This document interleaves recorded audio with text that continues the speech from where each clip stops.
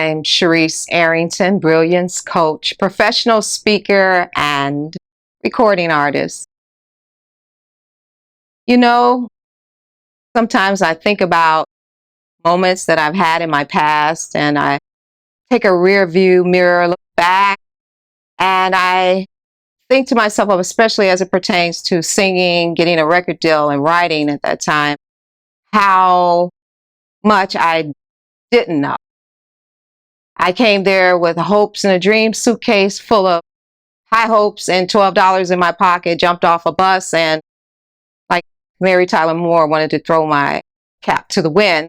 And so much had happened from beginning of the deal and leading out of the deal when I wrote songs like Wind Me Up. And I think about Wind Me Up, and I think about how my knowledge probably could have been wound up. I'm not so sure why I came up with the lyric that I came up with, but as I think of it as an analogy, I think about how you really have to be wound up to go after your dreams, especially when you feel as though they let you down. I had a moment where I couldn't even walk on the street where my former record label was located because I was so devastated once my deal was done with them. I had thought that was going to be the rest of my life, and my knowledge base was, now I had to come from a different perspective. The hustle was on again. I had to go back into the grind or decide.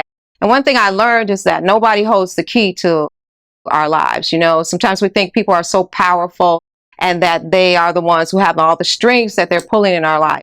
And so in my story, as I said, I couldn't even walk down the street, and I just had such a deep facade. I don't even know that I was realizing that I was not as in my mind as I should have been. So when I think about knowledge, I just think about it's important to have, and because it's going to be what you need to keep you going all through your life, not just certain segments or facets of your life. So get knowledge. It's important.